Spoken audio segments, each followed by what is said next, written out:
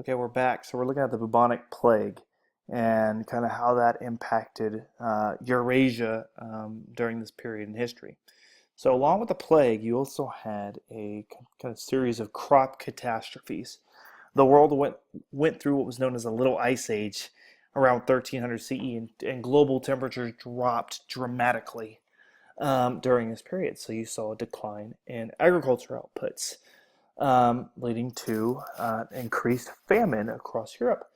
Well, to accompany this, you also had the bubonic plague, which spread from southwest China in the Yunnan uh, from Yunnan to China's interior. And it was carried by fleas on rodents. And the Mongol campaigns and spreading the disease to the interior of China. So, as the Mongols' armies marched, they also brought with them the disease as well. So, that became quite problematic with the spread of military might. Additionally, if you look at here, it kind of indicates that the temperature drops. For some reason, it didn't print the date 13. I had the dates on here, they're gone now, but there was a dip in temperature. During the medieval, it was actually a little bit warmer, but after the medieval, in the 1300s, temperatures began to drop. So the plague was actually used as a tool of warfare as well. And this is the image from the city of Kaffa in the Black Sea. And Mongols were fighting to capture this major port city in the Black Sea. And as a result, the sick soldiers and the ones that died would actually be thrown over the walls of the city of Kaffa. So it was the first kind of examples of biological warfare as well. So it was awful. But in these Black Sea ports, as people were sick there, as it's a port city, the plague would spread via trade as well. So, as you see on this map, Kaffa is in the Black Sea, and it was a major trade port because it was on the Black Sea, which kind of connected Europe with Eurasia. Again, the Black Sea was important to Constantinople because Constantinople kind of stood between the Mediterranean and the Black Sea. So that was problematic because if there's a disease in a place, trade is the thing that helps spread it. And there's a big concern going around the world today. I don't know if you guys are following the news, but there is a disease in Brazil called the Zika virus, which is carried by mosquitoes. And that's quite scary. In fact, it leads to, from what I read, decreased head size in infants. So when it bites women who are pregnant, it actually infects the unborn child and can lead to permanent brain damage. So the Brazilian government's actually saying, hey, women do not get pregnant during this time of the year because mosquitoes are everywhere and this virus has not yet been contained. And they're saying that the virus actually came from Africa and made its way to Brazil during the World Cup. So travel and trade are still important to the spread of disease. So, as you see, Mongols, merchants, travelers spread disease west out of China. Again, the Black Sea ports, the Mediterranean ports were hit a year later. You see how fast this disease is spreading? Year by year, it's spreading into different parts of Europe, from east to west. Pretty scary. So what did people have to fear if they got the plague? Well, you had inflamed and discolored lymph nodes. So those are those little like bumps in your neck. If you kind of tilt your chin up and you feel them, you'll feel those little things. Well, those things will be essentially bulging out. You also have lymph nodes in your groin area and under your armpits. You can feel them if you raise your arm above your head. Oftentimes doctors will check these and feel these when you are feeling ill in order to see if you indeed do have a virus or a bacterial infection. They oftentimes feel those. So they called it bubonic after the buboes, which are kind of those bulges on your body that are discolored, usually black, is oftentimes what they call the bubonic plague. They call it the black plague because those bulges are oftentimes black. 60 to 70% mortality rate. So if you get it, you're over 50% determined you will probably die from this disease and within days of it. So this was quite a scary disease. And you can see countless images of it often associated with the angel of death and the end times, according to Christianity. And this wasn't just endemic or just around in Europe, it was around in other parts of the world, in China, in Eastern Europe. It was everywhere. Um, those in northern climates, Scandinavia, weren't really hit because winter is oftentimes hard on fleas and other insects. They don't tend to thrive in these regions. India and sub-Saharan areas were unaffected as well. No one really knows why. I tried to look it up as well, and a lot of the answers were rather vague, but they were relatively isolated from these diseases, even though they were also trading. So maybe they had been exposed to the Black Plague before and had developed some sort of immunity, kind of like sub-Saharan Africans have an immunity to sickle cell, or not sickle cell. They have an immunity to malaria because of sickle cell anemia. Maybe there's something else going on with these two populations that leads them to be kind of resistant to the plague. Interesting, but another discussion. So again, here's a picture of the Black Plague. If you look at that poor guy on the ground going, help me. You can see his lymph node. That does not look good. And the guy at the bottom in that fancy red hat is probably some form of a guy who essentially picks up the dead bodies. And that's if you look at the picture on 513, he's attending to a plague, a victim of the plague, someone that was taken by the plague. He's wrapped in a white shawl. And if you look at the top of the painting, you can see kind of a demon and an angel battling it out. Someone who looks like he's got spikes in him, as if he's, I don't know, some form of self-mutilation and self-punishment, I would assume.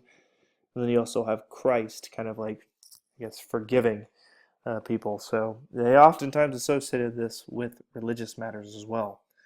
People were scared. Populations declined dramatically during this period in history. And if you look at this image, China lost quite a large amount of its population. It went from about 85 million people to about 75. So it lost about 10 million people. That's a lot from a disease. Europe lost even more. They lost a third of their population, if I remember right. But populations would go back up in the 1500s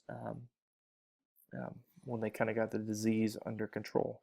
And oftentimes they didn't really understand what spread the disease. Oftentimes people felt like the smell of the dead bodies is what transmitted the disease, but it was, as we know it, a bacterium. And you oftentimes see these plague doctors with these beaks on bird masks. They would fill those bird masks with perfumes to prevent the spread of disease. But we know that that is not how you do it.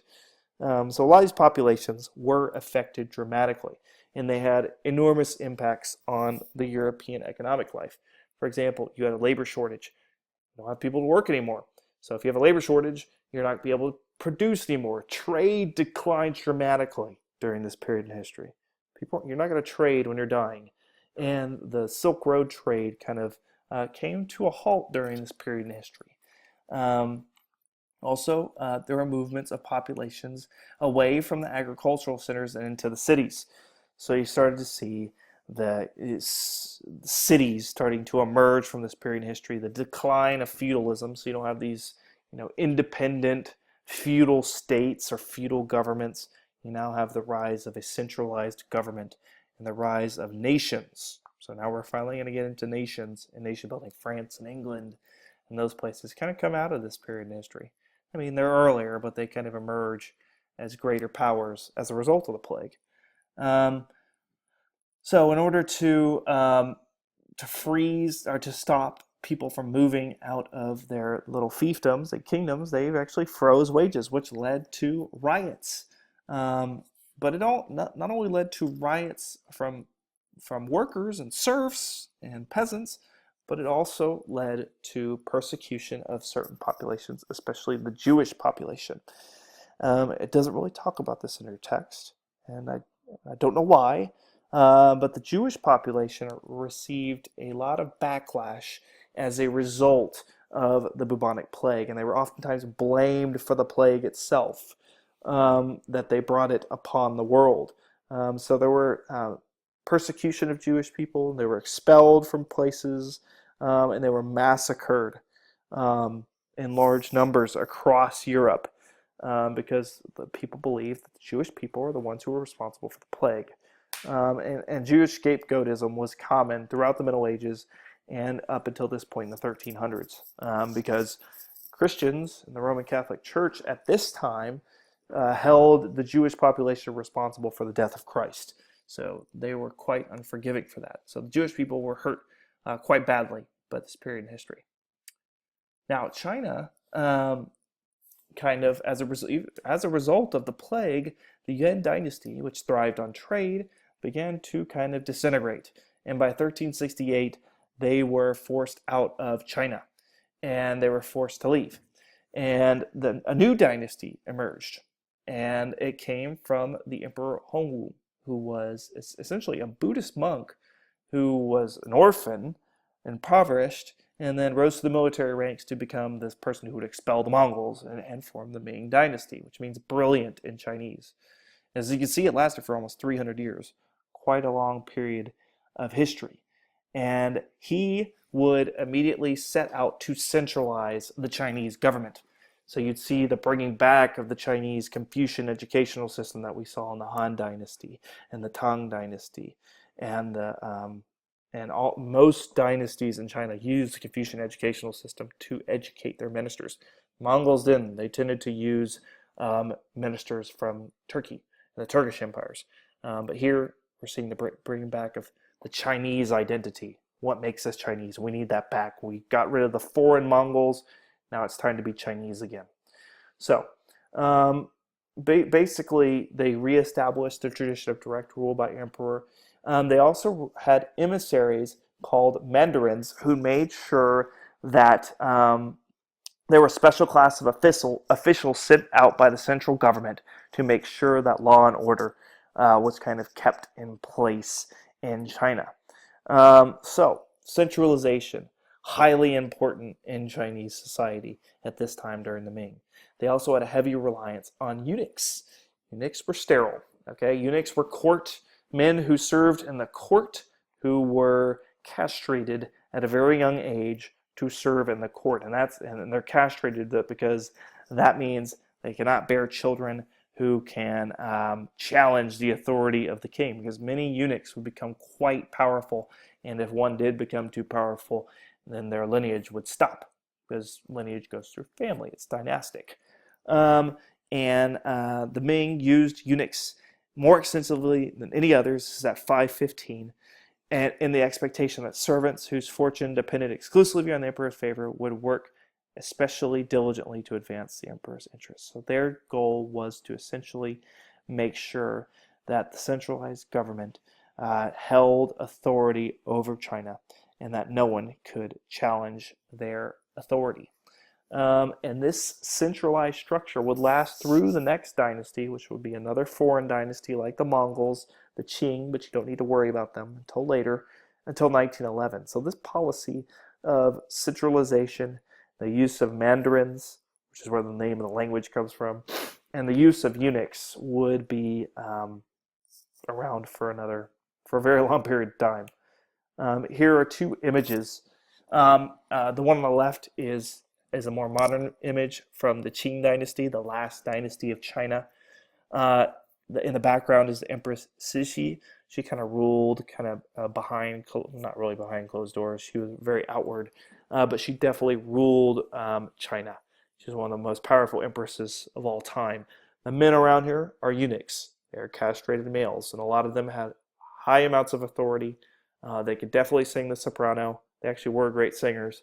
And they also wore very extravagant court attire, as you see on the right, often signified by the feathers on their hat. If any of you guys watch Kung Fu films, you'll oftentimes see them set in this period in history, and you'll see Mandarin officials all the time.